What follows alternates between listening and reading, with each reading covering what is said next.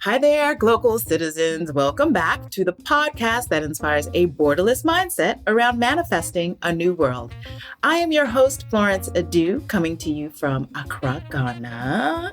I'm here for just another 2 days for this trip around. I'll be going back to NYC for a bit, then back to Ghana. I have a lot of travel, so you're going to be hearing some guests from some different places in the coming months and coming weeks.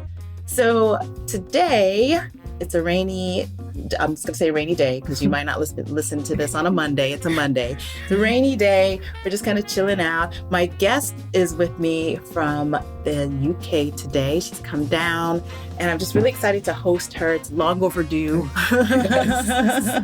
long overdue. So I won't get too much more into, how she's come to be here. We'll talk a little bit more about that later, but I'll go right into who she is. She is a success-driven leader with 20 years of experience delivering results across multiple industries. She is currently the global head of talent development at Christie's. She is a performance-driven human capital and organizational development professional with a successful track record delivering talent development strategies and programs that are directly aligned with a firm's overall objectives, such that the specific skills and capabilities meet the demands of clients and changing market conditions. She's worked in global roles throughout her career and has extensive experience working with senior executives to develop their workforce with a global agenda in mind. Her experience is anchored in aligning talent development with organizational profitability objectives, and as a thought leader, trusted advisor, consultant, and mentor to clients and peers.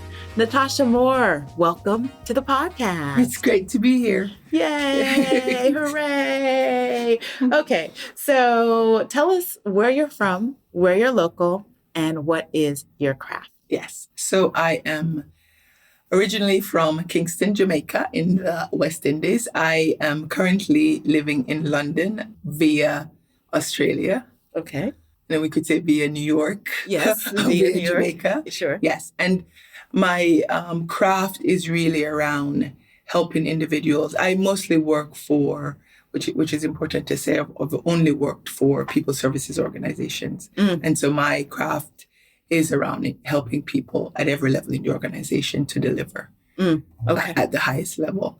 And more specifically, to ensure that they are making direct contribution to the profitability of the firm. People development. It's a nice place.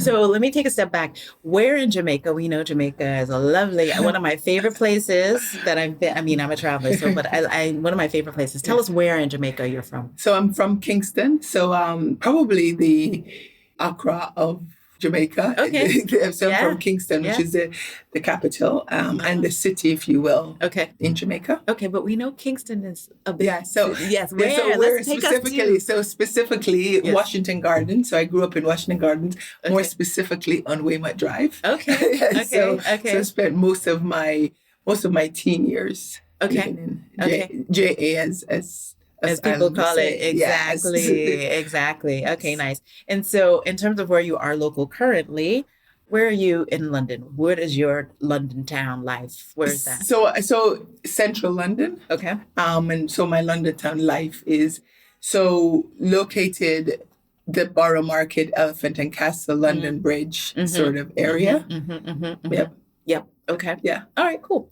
We'll get a little bit more into the locality of it all. But before that, let's talk about how you decided that, people development was the place that you were going to anchor and grow your career. Yeah. It's an interesting question.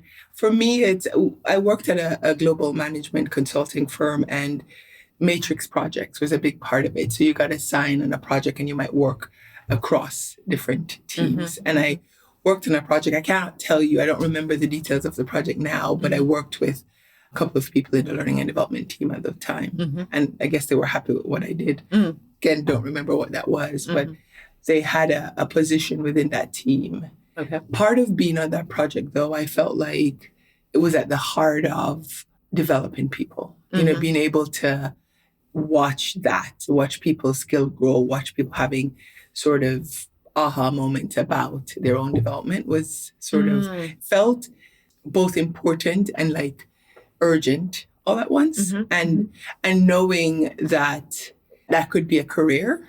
Yeah. To sort of. Right. You know what I mean? Like Right. that, what was that about? You know, when you think about learning and development, you think about in the corporate context training, what they were doing. Training was a small part of what the sort of the learning and development team that and I should say that is an in-house consultancy model. Right. You know what I mean? Right. So it's a very different proposition than just, people come to you for almost anything. Right. And it's your job to find a way to help that person develop. Sure. So, I'm familiar with that space in the consulting world, right? And then you went from consulting into the corporate space, right? And so where do you sit? We all know about HR, and I think consulting firms do an excellent job of having that. That's a great training ground to do and move into that, move in and out of that world. So, most people just know about HR. So where do you typically sit in relation to the HR function? Yeah. So it's interesting. My formation in the learning and development space was a really important one because then it set the stage for how I wanted to practice that craft. And so the point I made earlier around it being an in-house consultancy model, that model sat beside HR.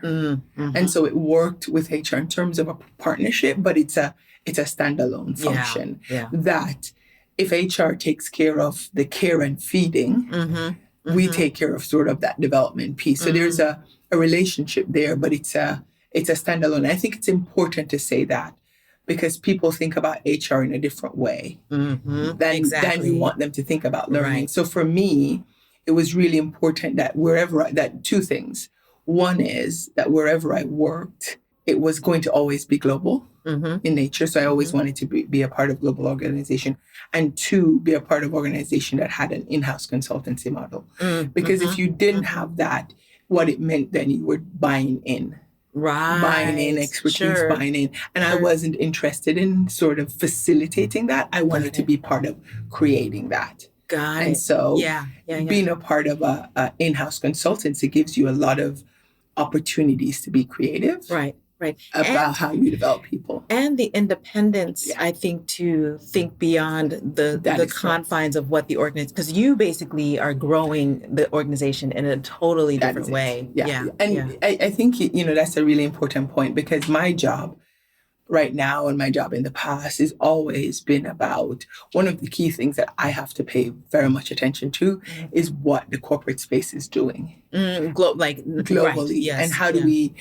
What are changing markets? How do we help people? So for example, we're in a global environment. We're in a multi-generational workforce. We're in globalization is an idea whose time has come. And we're in a digital economy. And so my job, and if we think about right now, we're in I don't know if it is that we're transitioning through, I don't know where we are in this global pandemic, but we're also either in it, out of it, or in the middle of it. But those factors impact how you develop a workforce. So my job is always doing two things at once, ensuring that people have the skills that they need now, but also ensuring that I'm challenging the organization and challenging ourselves as an offering to be able to help the organization get ready for the future. Right, up there. Always. So we're doing the now and the future as well, which is really interesting, but also can be very challenging. Right. Because a lot of the future stuff is aspirational. Exactly. Right. And it is, in some ways, you have to exert quite a bit of influence on leadership. Yes. Right? Yes. Quite a bit to get them to buy in. Yes. I mean, so you're not buying in, they're needing to buy into you and believe in, the way that you're steering. Exactly. And part of that is that it goes exactly into that. So part of that is I have to have the confidence that I know what's coming. And so I can't just have an idea about what's coming. That requires a lot of research. It requires ensuring that I stay on top of what the new technologies are. So right now, Chris is really thinking about what a digital strategy in the L&D space could look like. And that is really important because we can't do anything without it. However, we're still also having to navigate different challenges within the infrastructure. And my job is, I can't say, I can't move Christie's along or any organizations along because of the infrastructure. I have to say, what is the inspired approach? Yeah. because we're changing, infrastructures are changing. It's a very fluid space right now, particularly in this post-pandemic. Right. Okay, very interesting. So let me ask a thing that kind of goes back to our roots as friends. So when I met you, I think you were still consulting. Yeah. And you did a whole pivot talking about human and personal development. Yes. So tell us first of all what your educational background is, and then why you took turned that angle to come back. Yes. Yeah. So my undergrad I went to NYU, like We're both of those. Yes, yes. And my undergrad major is psychology, sort of minored in economics. Okay, enough of the business. yes.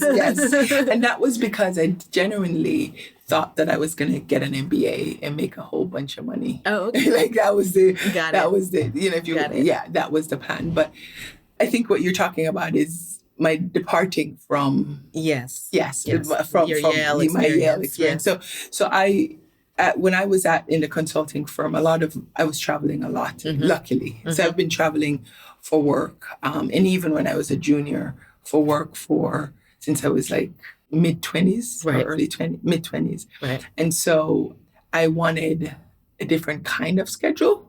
And so I left the consulting firm and I took on a head of learning role at a law firm, my first law firm. And, when I was there, I thought about, I wasn't going to do an MBA because it was no longer a desire of mine. I was still very much interested in the people development space. So I didn't necessarily need an MBA for that. But I've also always had a desire and an interest, and you know this from our friendship, that I'm deeply spiritual, and I had an interest in theology. And, right. And the truth is, Florence, I had all the trappings, but was unhappy, if I'm being honest. So I had bought a flat in Harlem. I changed my job. I wasn't traveling as much. And when I traveled, it was only to Europe and the places that I really loved. And so the world was great, but I was like unhappy. And I just didn't know why. Sure. And just wanting to do something else. And so I remember going to talk to a therapist about sort of where I was. And she said, what do you want to do? And I thought, wow, that's an interesting question. And I said, I would go back to school. And she said, I remember she very excited. Oh, so what would you do? And there's something about like sharing that piece of going back to school with someone, and that's their reaction. And the reason this is important is going back to my roots in Jamaica. Like you don't quit a job. Like, going back to school. Yeah, immigrant parents, like the immigrant parent mentality is you have an apartment and you have a job, and you're going to leave it to go back to why, and then you're going to do something that's not going to pay you more, right? No sure job, Yes, and that time I was deeply in my spiritual practice in church, and so wanting to learn more, that was an important part of it. But I was also interested in ethics, like and so going to Yale was a great opportunity to do that. And I also realized that I was at a point in my life that if I was ever going to quit school, that was the moment, in terms of what I didn't have or pick up a family. Sorry, if I was going to do something else, I didn't have a family. I just had myself to worry about. Sure. And so when I said it to her, she's like, what would you do? And when I told her, she's like, oh, that's interesting. And I that was sort of the beginning for me in thinking that one, have said it out loud. Yes. Yeah. So it's now out there. Yes. And then two, that reaction to it. Because then she said, she said to me, so how would you do it? And in that moment, sort of talking through some of that. So that was the rest that they say is history. Okay. So tell us, but our audience doesn't know what you studied exactly. So tell us what you studied. So theology mostly and ethics. And I went to Yale and studied for 3 years and had a fantastic time. Just like, listen, it was about reading books. I love reading. So it felt a little bit decadent at times, because here I was, walk away from my job. And it's important to say, listen, it wasn't a fairy tale, right in the middle of the financial crash. You know what I mean? And so, so I went and I studied theology, and I left Yale after 3 years with a master's in divinity. So that was... And that was just, and so do you feel like you were able to hit that spiritual or do that, was that the transition and the experience lift you? Yeah, I in the think way you needed? it's interesting because I think, so I have another desire to write and reflective writing around the spiritual piece. I think any, education sort of opens you to different ways to explore that. And I think in that way, yes, it certainly did. And introduced me to, So I would say, I don't know if you would have and this is just me, I don't know if on a spiritual level you'll ever hit.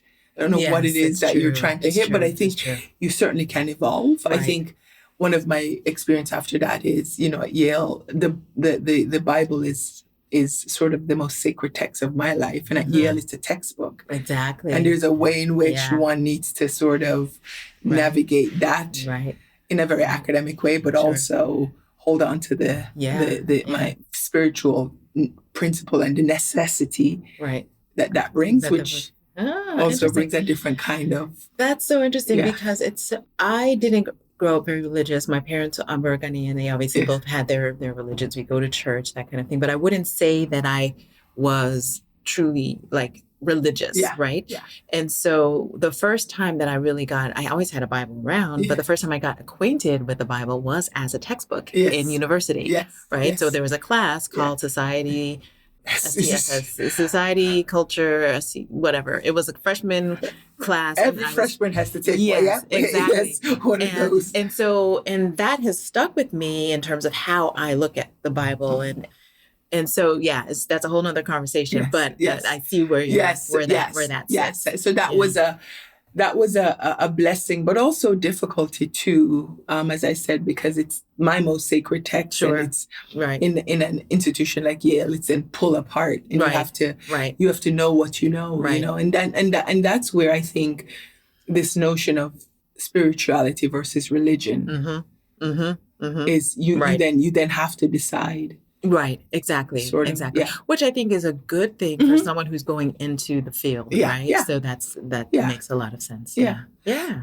Nice. Okay, so now I want to know why the where. So you took that pivot, we reversed, now you're moving forward. So why the where? How did you come to be living, working, and playing where you currently live? Yes, so again, after Yale, so when I was at the consulting firm, I'd been to Australia for a work project, and I think I spent probably a month at one time, and then a little bit over a month. And I remember the last time I was there, I thought, I could live here.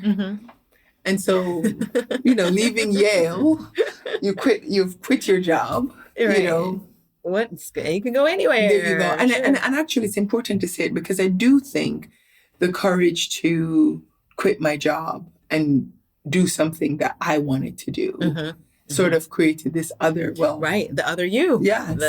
Well, now what do I do? And I think it was why sort of specifically the March before I graduated, the May, I have a very good friend of mine who lives in Australia. She and I were having, it wasn't WhatsApp yet. So maybe whatever it is that we had, was it Skype, maybe. Yeah, Skype. It was we had a Skype conversation. And toward the end of the conversation, just as I was hanging up, I said to her, I should come I've always wanted, literally, I said it in this exact same way. I've always said I want to live in Australia. I should come join you there. And we both, why not? Yes, you should. And we got off the phone. But the day I just kept thinking, why not? Right. Sure. And I sent her an email and I said, hey, actually, I might explore it. Because it's March and we're thinking, and I'm graduating in May and having now to think about what I do next. And so she texted me back. She emailed me back and she said, if you're serious, I know a recruiter. And I said to her, yeah, I am serious. And so again, the rest, as they say, is history. I got my CV together. I met with a recruiter and that's where you ended in Australia. And so from Australia to the UK. Yeah. So I worked in Australia, meant to be there a minimum of 4 years. I headed up learning for that and OD for that region. And almost 2 years into that role, the same organization that I was at, it said to me, listen, we have a role in London. And actually, I was helping them to recruit For that for the position. for the head Yeah. of role in the UK. Yeah. And then one Friday morning, my then manager called me, and I had a dotted line to her, I should say, Okay. when even being in Australia, because she was the global head. Sure. So I had a dotted, and she called, and we were chatting the morning and the evening. I sort of had an offer where over the weekend I had to do a pros and cons list of should I stay in Australia or go to London. Okay. And to be fair, I always thought that I would end up in Australia on my way back to New York. I'm sorry, end up in London on my way back to New York. So like, I always thought I'd do Australia, then probably spend a year or two in London, and then, you know, head back to New York. Yeah. Well, 9 years later, I'm still in London. And to be fair, New York is still in the sights, but Sure. I'm not in a hurry. Sure. Yeah. Okay. Got it. Okay. You landed in New York. Landed in London doing something specific, and you did that. But now you work for Christie's. the premier art house. So you went from general consulting to law to Yale. to Yale to then Law to again. law again, and then now you're in art. Yes. Okay. Yes. So that's, I love that you're in creative now. Yes. So how is that different? Like how have you had to adjust, or have you had to adjust very much in terms of thinking about how you develop talent for an art institution? I mean, they're a business, they're corporate, so obviously there's that. But tell us about that experience. So I think when I thought about what I wanted to do next in my career, one of the simplest decision that I made for myself is it needed to be in a totally different field. So I didn't want to do financial services. I didn't want to do accounting, and art is very different. It can't be any different. Yeah. The truth though is that my background prepared me for the moment that I'm in, because especially with being a law firm, because the truth is the specialty of law is no different than the specialty of art. So I'm having to learn about the craft and the work that Christie's does at a sort of granular global level. But so I'm having to learn about the work that Christie's does, you know, the detail of the work. Yeah. So I think even though Christie's is sort of a different sector, I'm having to learn about the sector and what you had said is it was similar to law. Yeah. So one would think, because I'm in a different sector and it's so different from everything that I've done, that it would be a brand new area, or I'd have to be learning a whole lot. My craft and what I bring to the table is sort of, it's transferable to almost any organization that I go in. I'm able to do it. Sure. It then is all about where the organization is. Sure. And being at Christie's, though, what I've learned is that it's very similar to being at a law firm in the way that a law firm have specialty areas. Sure. Christie's have specialty areas. Got it. And in a way that I had to learn when I went there is the same way I have to learn here. Got it. Yeah. So it doesn't feel like, I don't feel out of place. Sure. And it's not a huge learning curve. No, it's just because I'm in London, so I understand the culture that moves. The Chrissy had hired me for my expertise, and so they trust me. And there's a sort of and believe me, so that's easy. It's more about learning, understanding the industry, understanding the company in particular, and the nature of my work. I get to do that by just in the way in which I support people. So if I have to support someone, I have to ask them tons of questions. And so I'm going to learn a little bit more. And all of a sudden, 10 months in, things are lining up. You know what I mean? Like I'm not writing. You know, when you start something new, it's quite humbling because you don't have any shorthands. So you find yourself in meetings, you're like writing down a question, or you're like, and now the writing is a little bit less. So there's still, you know, a lot to learn. But the more conversations you have, it's like putting puzzles together. Yeah. Because you then say, okay, so that's what that meant. Or, I spoke to, Florence the other day, do you work with Florence? Yeah. And this is how things fit together. So after a while, because my business is about asking questions, after a while, because it comes together. Right. And so just when you said that is when it clicked, is that you are interviewing people all the time. All the time. Yeah. It's a constant, So if someone has a request, I need to understand contextually to be able to know how I'm going to help them. Right. And so all the time, it's interesting because I say to people all the time that I have to be so both interested and interesting every day. I have to show myself to be both those things all the time. And there's a sense of curiosity that I have to be able to have to do my job. Also in the outside world, I'm not asking questions. I'm not like, you know what I mean? We joked about like not even knowing curtains. Like, I just. Right. You got to be able to shut it down. Yes. In my personal life, I'm not going to ask extra questions if I don't need it because you have so much information that you're always processing on an everyday basis. In my personal life, I feel like I need some downtime. If you will. Got it. Oh, that's so interesting. Yeah. Okay. I'm still curious about Christie's in terms of I'm thinking if you're an art auction house, the types of people that you're looking to identify and bring in. Where do you go for those people? I mean, you said there's specialty and expertise. I mean, there's specialties like law, but tell me about the people that are specific art professionals and where you typically find those people. Yeah, well, I'm going to give you 10 months in. Okay. Right? So yes, exactly. Right. So my job is to develop the people within Christie's. Got it. To help them support their clients. Got it. In different ways. So when I was at the law firm, I supported both the lawyers and also their clients. Okay, got it. At Christie's, I'm supporting the It's all internal. Yes, all internal, and it's internal all across. So people who support the infrastructure, people who are sort of considered specialists, and so they have their art is about what I'm learning is about building relationships with people. Someone has something to sell, and we are a place to want to sell it for them, and so that is everywhere and anywhere that you can think of. And a lot of those people have meaning our specialists, have embedded relationships that they had for a million years. Got it. Okay. Yeah. I get it. That makes a lot of sense. Okay. So let's take a little bit of a turn off from that professional stuff and talk a little bit about the streets of London or Jamaica or Australia or Sydney.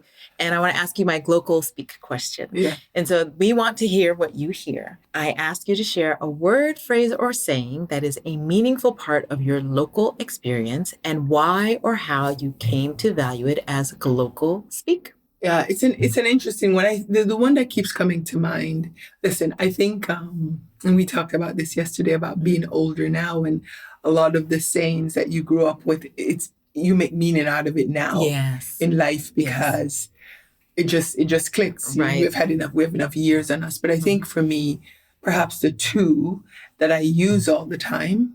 One is in Australia.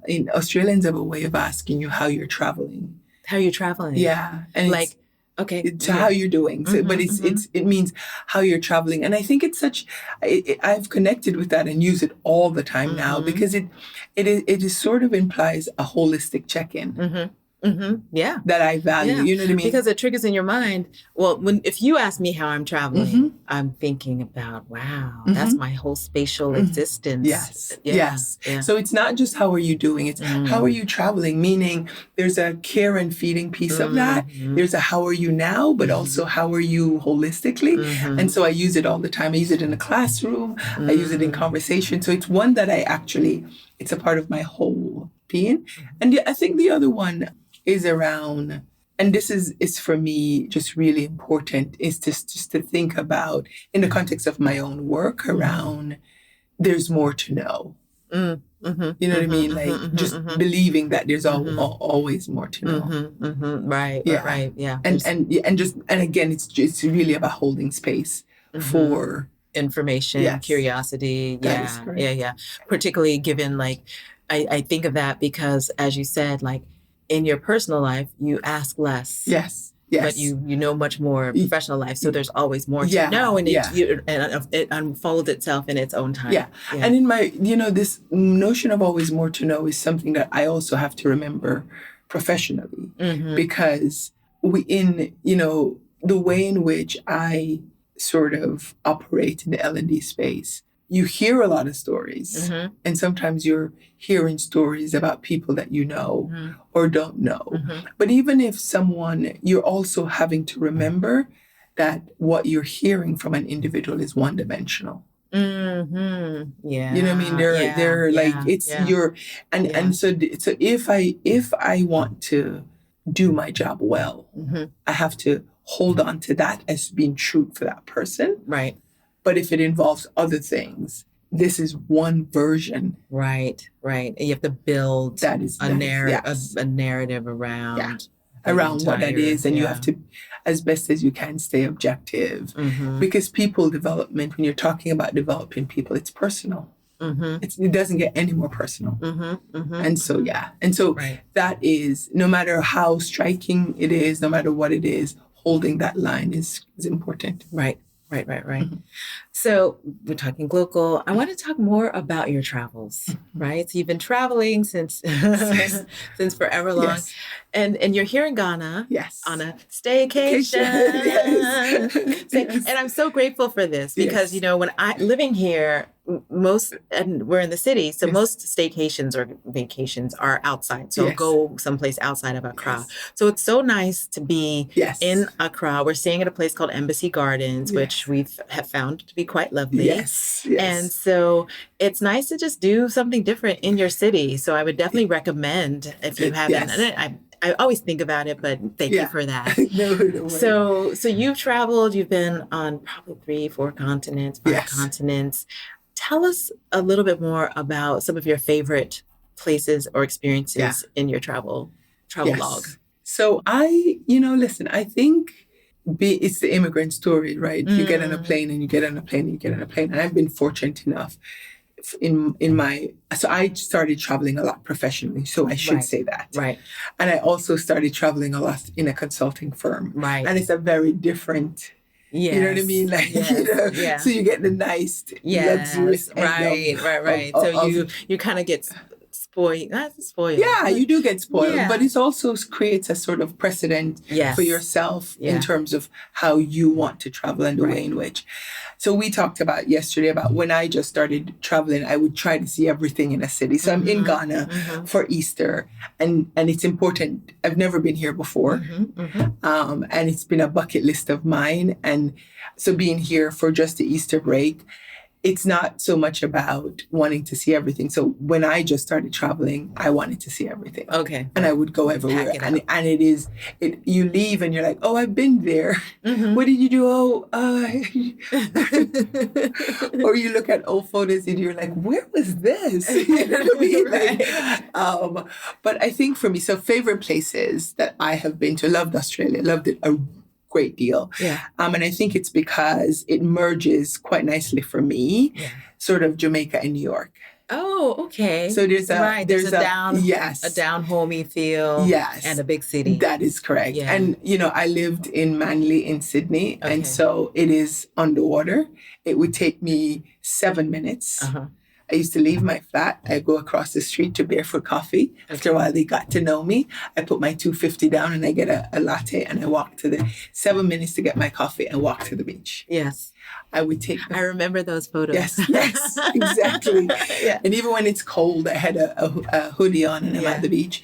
I would see dolphins on my way to work. I would always take the ferry. I used to take the long ferry, and then I started taking the fast ferry, which is 18 minutes to get to the office. Sure. And so, you see dolphins on your way to work, it's not going to last. That this sort of, so you have to just like sort of, whose life is this? Sure. So Australia, I would say, is, for those reasons, one of my favorite places. Other place, I love Rome. Okay, Rome is nice. I like Hong Kong a lot because that New York City. I hear a lot of good things about Hong Kong. Hong Kong is sort of nice in that way. I like Prague probably. So I'm trying to think of all my top ones. And what about Prague?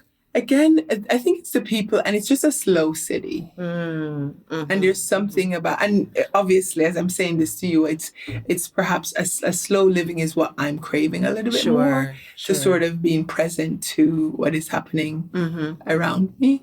So yeah, so I would say those probably my all-time favorites would be, yeah. I love London too, but yeah, but I live there, so you sort of take that for granted as well. Right, exactly. Okay, I like that. That's nice. Yes. I want to understand a little bit more about where you see yourself in the next 5 years. Yeah. You're a traveler. Yeah. You've just started a new journey. Yes. And so what's next? So I think it's interesting. I think for me, on a professional level, 5 years from now, one of the things that I'm trying to do at Chris's is to build a competitive, market-leading learning and development function. So you go 5 years from now, we're hopefully delivering on a number of the strategic objectives that I have, and perhaps building on that. 5 years from now, the world will probably cease to exist in this global quagmire, maybe. And let me just jump in. COVID. Yes. In work that you're doing. Like, how has that, Yeah, I think, we had, it's interesting because I changed jobs in COVID. Right. But at my previous place, we'd had to pivot to online. And a lot of what we did, trying to be very creative about how we support people online. Yeah. And I think we did that quite successfully, but also there are probably areas we're not so successfully because of the forum that we were in. But I think if you look at it holistically, we did that quite successfully. I think so changing jobs during the pandemic not as difficult because I knew then how to operate in this sort of virtual world. And it sounds like it has inspired this digital. Yeah, it has. Entirely, yeah. I think COVID and I think most organizations will say this, that there are opportunities that came out of that. So I don't know that we would move back to where we were pre-COVID. I think that there are opportunities of looking at what stays online because it's useful, it's more efficient. And then how do you reimagine what goes offline? Right. What are the traditional and non-traditional ways you can think about how you develop people? Yeah. So I think in that way, it's a very great space to be operating. And it does the thing that in my 5-year journey, I think would be around this new industries around creativity. And it causes you to think creatively. I think 5 years from now, so the professional piece would be, I would continue to do much of the same to try to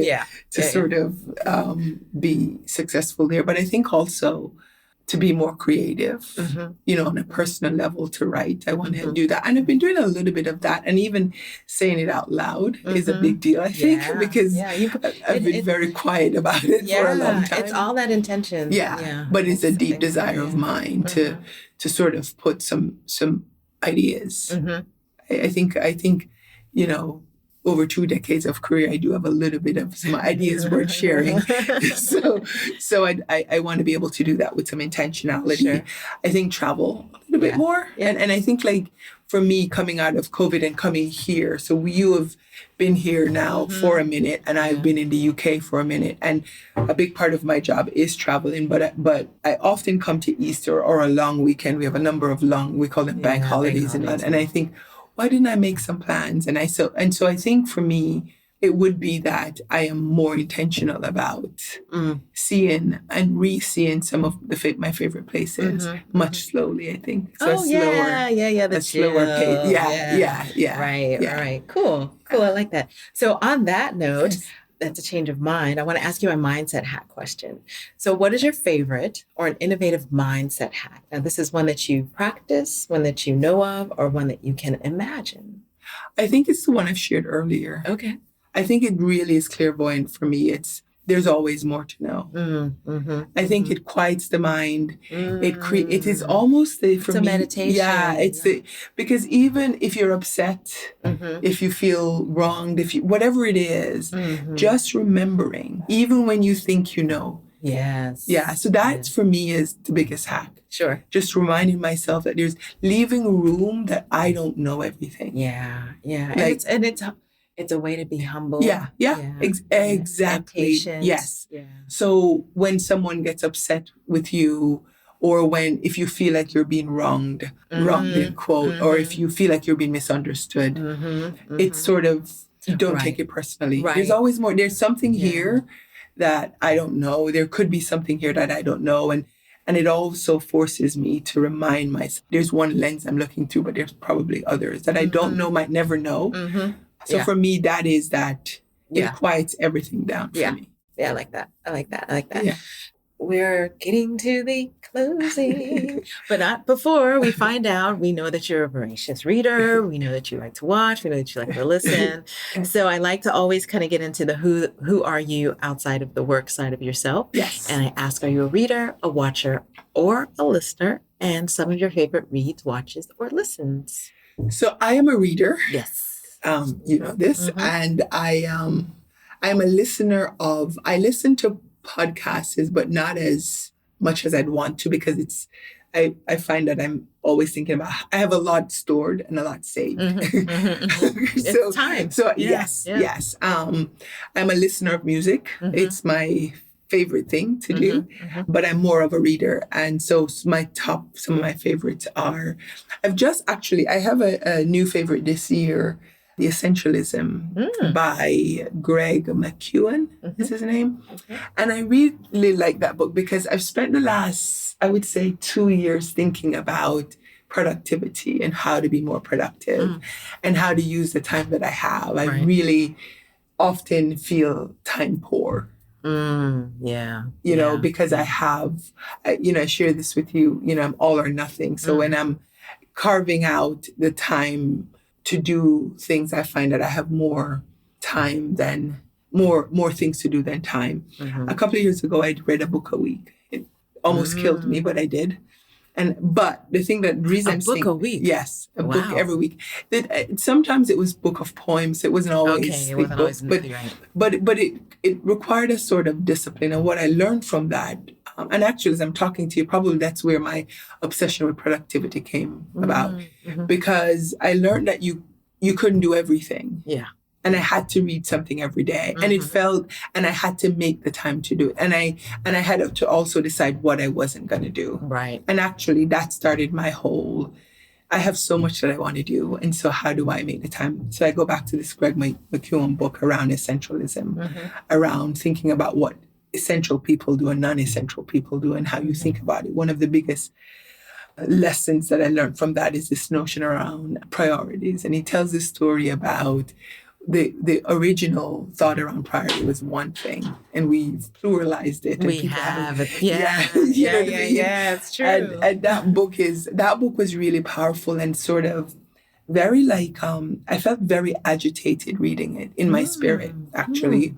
And I realized it's because he was offering something that I so much wanted to grasp, but also knew that I lived in a sort of a construct that is the opposite of that idea, right?